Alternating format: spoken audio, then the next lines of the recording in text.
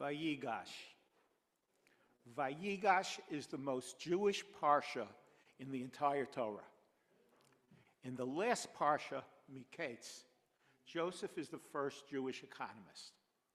In this parsha, Joseph is the first Jewish psychotherapist. What can be more Jewish than a Jewish doctor? Even being more specific, a Jewish psychotherapist. So many of the early practitioners of psychoanalysis, with the marked exception of Jung, were Jewish that it became known in Nazi Germany as the Jewish science. By contrast, three of the most significant post-war psychotherapists were not merely Jewish by birth, but profoundly Jewish in their approach to the human soul. Viktor Frankl, a survivor of Auschwitz, developed on the basis of his experiences an approach he called logotherapy, based on a man's search for meaning. Though the Nazis took away almost every vestige of humanity from those they assigned to the death factories, Frankl argued that there was no one thing they could never take away from their prisoners: the freedom to decide how to respond. Aaron T. Beck was one of the founders of what is widely regarded as the most effective forms of psychotherapy, cognitive behavioral therapy. Among his patients suffering from depression, he found that their feelings were often linked to highly negative thoughts about themselves, the world, and the future.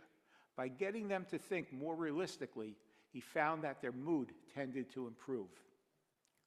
Martin Seligman is the founder of positive psychology, which aims not just to treat depression, but to actively promote what he calls authentic happiness and learned optimism.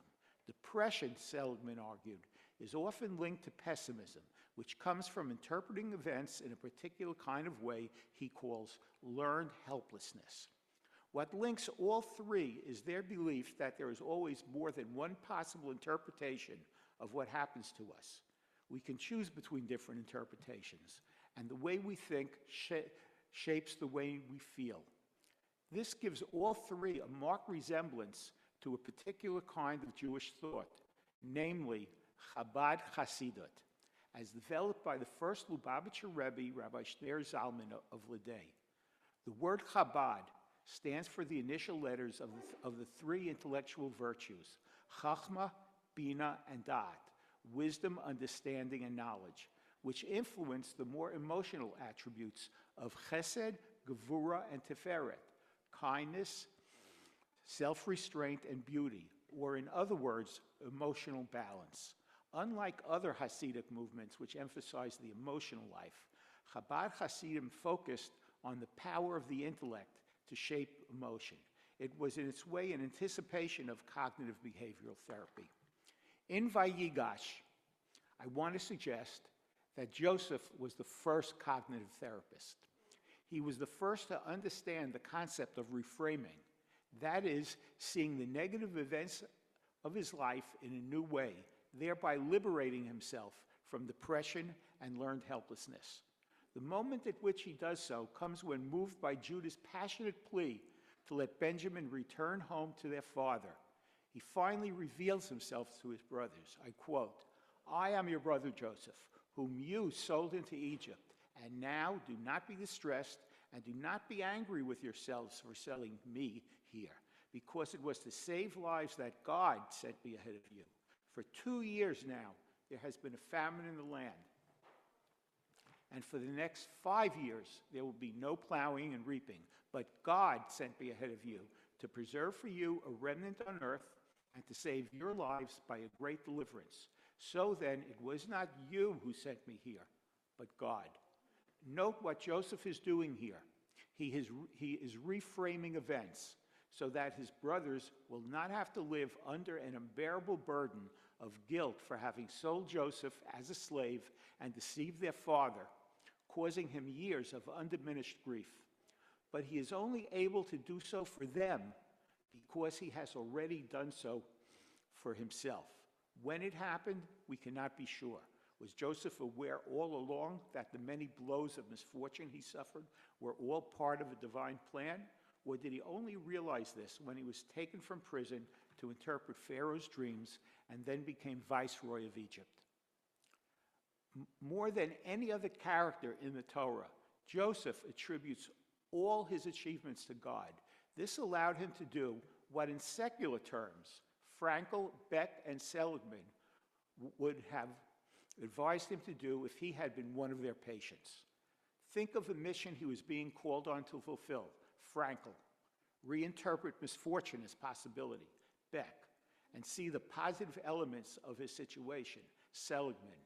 Not only was Joseph freed from a physical prison, he freed himself from an emotional prison, namely resentment towards his brothers.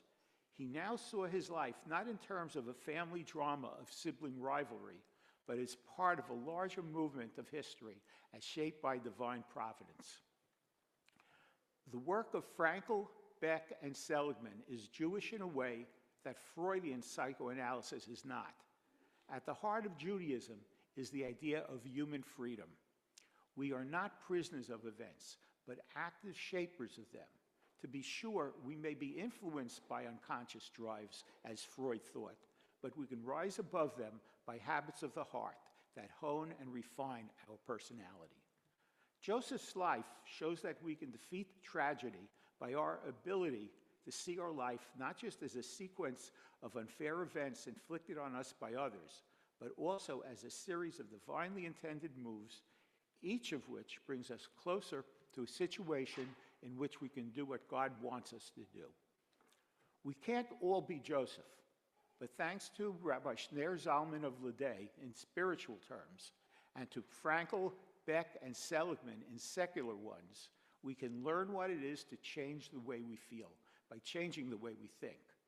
And the best way of doing so is to ask, what does this experience enable me to do that I could not have done otherwise? That can be life transforming. I would like to thank the Alter Rav, my Rebbe, Rabbi Stecker, the Yinger Rav, my Admar, Rabbi Schweber, and my Chazan, Rabbi Shamash, for always being there for my spiritual guidance, except when they're in Florida on vacation.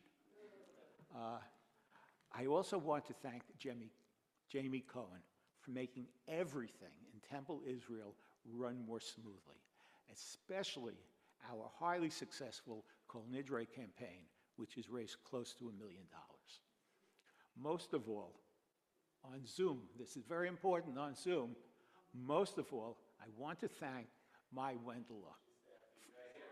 Oh, you're here! You're here! And so quiet. That's because you're a Seligman, like that guy Seligman. Most of all, I want to thank my Wendela for helping me to be able to reframe my life. Thank you.